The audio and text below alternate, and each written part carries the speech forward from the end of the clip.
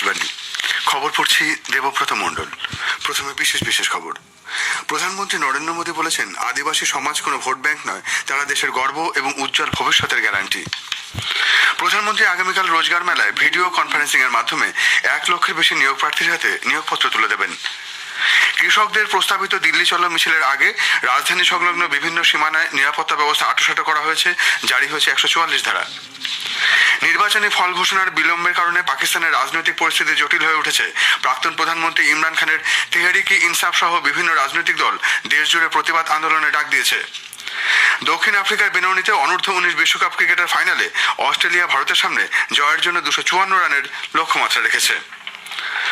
আসছে বিস্তারিত খবরে। প্রধানমন্ত্রী নরেন্দ্র মোদী বলেছেন, গত 10 বছরে সরকার আদিবাসী সমাজের উন্নতি, তাদের গর্ব ও সম্মান রক্ষায় নিবেদিত থেকেছে। মধ্যপ্রদেশের ঝাবুয়ায় আদিবাসী মহাকুম্ভে যোগ দিয়ে শ্রী মোদী বলেন, বিজেপির ডাবল ইঞ্জিন সরকার উপজাতিদের ক্ষমতায়ন ও উন্নয়নে সমস্ত প্রতিশ্রুতি পূরণ করেছে। আদিবাসী সমাজ তার দলের কাছে কোনো ভোট ব্যাংক নয়, তারা দেশের গর্ব এবং উজ্জ্বল ভবিষ্যতের গ্যারান্টি। इतने वर्षों से आदिवासी परिवारों में सिकल सेल एनीमिया हर वर्ष सैकड़ों लोगों की जान ले रही थी। हमने वोट बैंक के लिए नहीं, आदिवासी समाज के स्वास्थ्य के लिए सिकल सेल एनीमिया के खिलाफ अभियान शुरू किया है। हमने मध्य प्रदेश को बीमारू राज्य से विकासशील राज्य बना दिया है। প্রধানমন্ত্রী বলেন, তার সরকার বনজ পণ্যের ন্যূনতম সহায়ক মূল্য রেকর্ড মাত্রায় বৃদ্ধি করেছে। এইসব পণ্যের বাজার তৈরিতে বন ধান কেন্দ্র খোলা হয়েছে বলে তিনি জানান। এর আগে প্রধানমন্ত্রী জনজাতি অধ্যুষিত ঝাবুয়া জেলায় প্রায় 7,300 কোটি টাকার একাধিক উন্নয়ন প্রকল্পের শিলান্যাস করেন। প্রধানমন্ত্রী আগামীকাল রোজগার মেলায় ভিডিও কনফারেন্সিং এর মাধ্যমে 1 লক্ষের বেশি নিয়োগপত্র বিলি করবেন।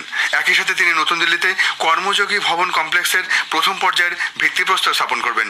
দেশ জুড়ে 47টি স্থানে রোজগার মেলা অনুষ্ঠিত হবে। কেন্দ্র, রাজ্য ও কেন্দ্রশাসিত অঞ্চলগুলির বিভিন্ন দপ্তরে এই নিয়োগ ঘটবে।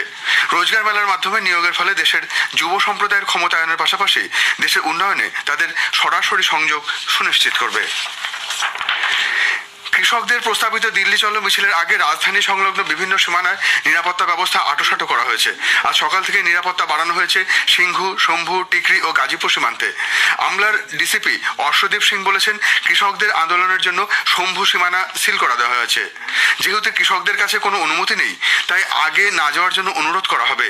গাজীপুর সীমান্তেও পুলিশ ব্যারিকেড করে রেখেছে। দিল্লি পুলিশ উত্তরপ্রদেশ সংলগ্ন সীমান্তে 144 ধারা জারি করেছে। আজ থেকে 11 মার্চ পর্যন্ত এই 144 ধারা বলবৎ থাকবে। কোনো আন্দোলনকারী বা ব্যক্তি তরবারি, ত্রিশূল, তীরধনুক, লাঠি, লোহার রড নিয়ে মিছিল করতে পারবে না। দিল্লির সীমান্ত অঞ্চলগুলিতে সব ধরনের বড় জমায়েত নিষিদ্ধ ঘোষণা করা হয়েছে। উল্লেখ্য, 13 ফেব্রুয়ারি সরকারের বিরুদ্ধে দিল্লি চলো মিছিলের ডাক দিয়েছে কৃষকদের কিছু সংগঠন। প্রধানমন্ত্রী নরেন্দ্র মোদী শ্রীলঙ্কার রাষ্ট্রপতি রানিল বিক্রমসিংঘে ও মরিশাসের প্রধানমন্ত্রী প্রবিন্দ জুগনাথের সাথে ভিডিও কনফারেন্সিং এর মাধ্যমে শ্রীলঙ্কা ও মরিশাসে ইউনিফাইড পেমেন্ট ইন্টারফেস ইউপিআই পরিষেবা এবং মরিশাসে রুপে কার্ডের পরিষেবাগুলির সূচনা প্রত্যক্ষ করবেন। এই পরিষেবা চালু হলে শ্রীলঙ্কা ও মরিশাসে ভ্রমণরত ভারতীয় নাগরিকদের পাশাপাশি ভারতে ভ্রমণরত মরিশাসের নাগরিকরাও ইউপিআই এর সুবিধা পাবেন। মরিশাসে রুপে কার্ডের সুবিধা চালু হলে ওই দেশের ব্যাংকগুলি রুপে কার্ডের উপর ভিত্তি করে কার্ড ইস্যু করতে পারবে। দু দেশের মধ্যে ডিজিটাল সংযোগ বাড়ানোর পাশাপাশি জনসাধারণের মধ্যে যোগাযোগ নিবিড় করতেও এই পরিষেবা বড় ভূমিকা নেবে। নরেন্দ্র মোদী সরকার গত 10 বছরে যেসব উন্নয়নমূলক প্রকল্প গ্রহণ করেছে তার সুফল গ্রামের প্রান্তিক মানুষের কাছেও পৌঁছে গেছে বলে সামাজিক ন্যায় ও ক্ষমতায়ন দপ্তরের প্রতিমন্ত্রী রামদাস আঠাওয়ালে জানিয়েছেন। আজ কলকাতা প্রেস ক্লাবে সাংবাদিকদের মুখোমুখি হয়েছিলেন তিনি। 10 सालों में माननीय मोदी सरकार ने क्या क्या निर्णय लिए, उसका फायदा गांव-गांव तक कैसा पहुंचा है, इसके बारे में पूरे गांव-गांव के लोगों को जानकारी देने का ये भारत विकसित संकल्प यात्रा का आयोजन है। उज्ज्वला योजना है, आयुष्मान भारत योजना है, किसान के लिए पेंशन योजना है और उसी तरह ऐसे बहुत सारे जो निर्णय हुए हैं उसकी लेखा जोखा लोगों के सामने लाने के लिए, उनको जानकारी देने के लिए भारत विकसित संकल्प यात्रा जो है, यात्रा सफल हो चुकी है और गांव-गांव के लोगों को उसकी जानकारी मिली है। শ্রী আথাওয়ালে ইন্টালে রামলীলা ময়দানে বিজেপির রাজনৈতিক কর্মসূচিতে যোগ দেন। ব্যারাকপুরে একটি সাংস্কৃতিক অনুষ্ঠানেও তিনি যান। আজ রাতে কলকাতাতেই থাকছেন শ্রী আথাওয়ালে। আগামী লোকসভা নির্বাচনে আম আদমি পার্টি পাঞ্জাব ও চণ্ডীগড়ে একাই প্রতিদ্বন্দ্বিতা করবে। গতকাল খান্নায় এক অনুষ্ঠানে আপের আহ্বায়ক অরবিন্দ কেজরিওয়াল বলেছেন, পাঞ্জাব ও চণ্ডীগড়ে তারা কোনো জোট করবেন না। আগামী এক পক্ষকালের মধ্যেই পাঞ্জাবের 13টি আসন ও চণ্ডীগড়ের একটি মাত্র আসনে আপ প্রার্থীদের নাম ঘোষণা করা হবে।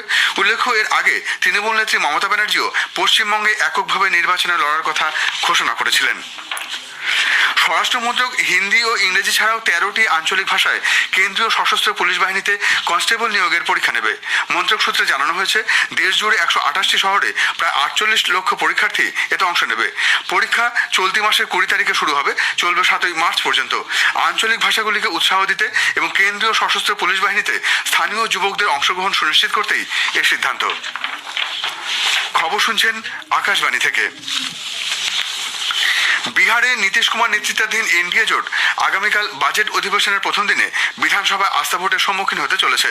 সেই সঙ্গে বিধানসভার বর্তমান অধ্যক্ষ আরজেডি সদস্য অবধ বিহারী চৌধুরীর বিরুদ্ধে অনাস্থা প্রস্তাব আনা হবে। উপাধ্যক্ষ মহেশ্বর হাজারি আগামীকালের অধিবেশনের সভাপতিত্ব করবেন। বাজেট অধিবেশনের শুরুতেই বিধানসভার কেন্দ্রীয় কক্ষে উদ্বোধনী ভাষণ দেবেন রাজ্যপাল রাজেন্দ্র বিশ্বনাথ। এদিকে আস্থা ভোটকে কেন্দ্র করে পাটনায় রাজ্য রাজনীতি সরগরম হয়ে উঠেছে। জেডিইউ এর পক্ষ থেকে হুইপ জারি করে দলের 45 জন বিধায়ককে সরকার পক্ষে ভোট দিতে বলা হয়েছে। এনডিএর অন্যতম শরিক হিন্দুস্তানি আওয়ামী মোর্চাও বিধায়কদের উদ্দেশ্যে হুইপ জারি করেছে। অন্যদিকে গত সন্ধ্যায় এক বৈঠকে রাষ্ট্রীয় জনতা দলের 79 জন বিধায়ককে শহরে থাকার জন্য নির্দেশ দেয়। তাদের সবাইকে দলের নেতা তেজস্বী প্রসাদ যাদবের বাড়িতে রাখার ব্যবস্থা করা হয়। পাশাপাশি বিজেপিও নিজেদের বিধায়কদের একত্রিত রাখার উদ্দেশ্যে বোধগয়ে নিয়ে গেছে। কংগ্রেসের বিধায়করা সবাই গিয়েছেন হায়দ্রাবাদে। 243 সদস্যের বিহার বিধানসভায় এনডিএর পক্ষে আছেন 128 জন বিধায়ক। অন্যদিকে মহাজোটবন্ধনে আছেন কংগ্রেস এবং আরজেডি সহ 114 জন বিধায়ক। আস্থা ভোটে জিতে গেলে এনডিএকে 122 জন বিধায়কদের সমর্থন পেতে হবে। তৃণমূল কংগ্রেস আসন্ন রাজ্যসভা নির্বাচনের প্রার্থী তালিকা প্রকাশ করেছে। নাদিমুল হককে আবার প্রার্থী হিসেবে মনোনীত করা হয়েছে। বাকি 3 প্রার্থী হলেন প্রাক্তন সাংসদ সুস্মিতা দেব, মতুয়া মহাসংঘের সংঘাধিপতি মমতা বালা ঠাকুর এবং সাংবাদিক সাগরিকা ঘোষ। পুরনোদের মধ্যে যারা মনোনয়ন পাননি তারা হলেন শুভাশিস চক্রবর্তী, আবির রঞ্জন বিশ্বাস ও শান্তনু সেন। দলের এক্স হ্যান্ডে আজ প্রার্থীদের নাম ঘোষণা করা হয়। রাজ্যসভা নির্বাচনে মনোনয়নপত্র জমা দেওয়া যাবে 15 ফেব্রুয়ারি পর্যন্ত। 16 ফেব্রুয়ারি জমা পড়া মনোনয়নপত্রগুলি পরীক্ষা করে দেখা হবে। নাম প্রত্যাহারের শেষ দিন 20 ফেব্রুয়ারি। 27 ফেব্রুয়ারি হবে ভোট গ্রহণ। প্রধানমন্ত্রী নরেন্দ্র মোদী বলেছেন, স্বামী দয়ানন্দ সরস্বতী শুধুমাত্র একজন বৈদিক ঋষি ছিলেন না, তিনি ছিলেন জাতীয় চেতনা সম্পন্ন ব্যক্তি। ভিডিও কনফারেন্সিং এর মাধ্যমে আজ তিনি স্বামী দয়ানন্দ সরস্বতীর জন্মবার্ষিকী উপলক্ষে বক্তব্য রাখেন। প্রধানমন্ত্রী বলেন, স্বামী দয়ানন্দজি একজন সাধক ছিলেন, যিনি ভারতের উজ্জ্বল ভবিষ্যতের স্বপ্ন দেখেছিলেন। ভারত সম্পর্কে স্বামীজির যে বিশ্বাস ছিল, সেই বিশ্বাসকে দেশের অমৃতকালে আস্থায় রূপান্তরিত করতে হবে। মহর্ষি দয়ানন্দ তার সময় মহিলাদের অধিকার এবং তাদের অংশগ্রহণের কথা বলেছিলেন। महर्षि दयानंद ने अपने दौर में महिलाओं के अधिकारों और उनकी भागीदारी की बात की थी। नई नीतियों के जरिए, ईमानदार कोशिशों के जरिए देश आज अपनी बेटियों को आगे बढ़ा रहा है। ভারতের রাশিয়া রাষ্ট্রদূত ডেনিস আলিপভ রাষ্ট্রসংঘের নিরাপত্তা পরিষদে স্থায়ী সদস্য হিসেবে ভারতের অন্তর্ভুক্তির পক্ষে জোরালো সওয়াল করেছেন। রাষ্ট্রসংঘ তার বিভিন্ন সংগঠনে জরুরি সংস্কারের আহ্বান জানিয়েছেন তিনি। পাকিস্তানের নির্বাচন কমিশন সে দেশের বিভিন্ন কেন্দ্রে পুনর্নির্বাচনের নির্দেশ দিয়েছে। ভোটের সরঞ্জাম নষ্ট এবং কেড়ে নেওয়া সংক্রান্ত বিভিন্ন অভিযোগের প্রেক্ষিতে এই নির্দেশ জারি করা হয়েছে। সে দেশের সংবাদ সংস্থা জানাচ্ছে, বিভিন্ন চ্যালেঞ্জের মধ্য দিয়ে দেশ জুড়ে গত 8 ফেব্রুয়ারি নির্বাচন প্রক্রিয়া সমাপ্ত হয়। ভোট গণনার 48 ঘন্টা কেটে যাওয়ায় নির্বাচনী ফলাফল প্রকাশের চূড়ান্ত পর্যায়ে এসে পৌঁছেছে। এর মধ্যেই কমিশন 26টি কেন্দ্রে ভোটের যন্ত্রপাতি নষ্ট করার প্রেক্ষিতে পুনর্নির্বাচনের নির্দেশ দেয়। এদিকে পাকিস্তানের প্রাক্তন প্রধানমন্ত্রী ইমরান খানের তেহরিকে ইনসাফ চূড়ান্ত ফল ঘোষণার সময়সীমা বেঁধে দিয়েছে। আজ মধ্যরাতের আগেই ফল ঘোষণার জন্য নির্বাচন কমিশনের কাছে আর্জি জানানো হয়েছে। অন্যথায় দেশ জুড়ে প্রতিবাদ আন্দোলনের হুঁশিয়ারি দেওয়া হয়েছে। বিভিন্ন রাজনৈতিক দলগুলির প্রতিবাদ আন্দোলনের ডাকে লাহোরের লিবার্টি চকে প্রচুর পুলিশ ও জলকামান মোতায়েন করা হয়েছে। ইসলামাবাদে জারি হয়েছে 144 ধারা। স্থানীয় সংবাদ মাধ্যম সূত্রে জানা গেছে, ইমরান খানের পিটিআই 101টি আসনে, পাকিস্তান মুসলিম লীগ নওয়াজ 75টি আসনে এবং পাকিস্তান পিপলস পার্টি 54টি আসনে এগিয়ে আছে। দক্ষিণ আফ্রিকার বেনোনিতে অনূর্ধ্ব-19 বিশ্বকাপ ক্রিকেটের ফাইনালে অস্ট্রেলিয়া ভারতের সামনে জয়ের জন্য 254 রানের লক্ষ্যমাত্রা রেখেছে। টসে জিতে অস্ট্রেলিয়া আজ প্রথমে ব্যাটিং করার সিদ্ধান্ত নেয়। নির্ধারিত 50 ওভারে তারা 7 উইকেটে 253 রান করে। অলিভার পিক 43 বলে 46 রানে অপরাজিত থাকেন। জবাবে ভারত শেষ পাওয়া খবরে জানা গেছে 23 ওভারে 4 উইকেটে 86 রান করেছে। শেষ করার আগে বিশেষ খবর আরেকবার। প্রধানমন্ত্রী নরেন্দ্র মোদী বলেছেন, আদিবাসী সমাজ কোনো ভোট ব্যাংক নয়, তারা দেশের গর্ব এবং উজ্জ্বল ভবিষ্যতের গ্যারান্টি। প্রধানমন্ত্রী আগামীকাল রোজগার মেলায় ভিডিও কনফারেন্সিং এর মাধ্যমে 1 লক্ষের বেশি নিয়োগ প্রার্থীর হাতে নিয়োগপত্র তুলে দেবেন। খবর এখনকার মতো এ পর্যন্ত।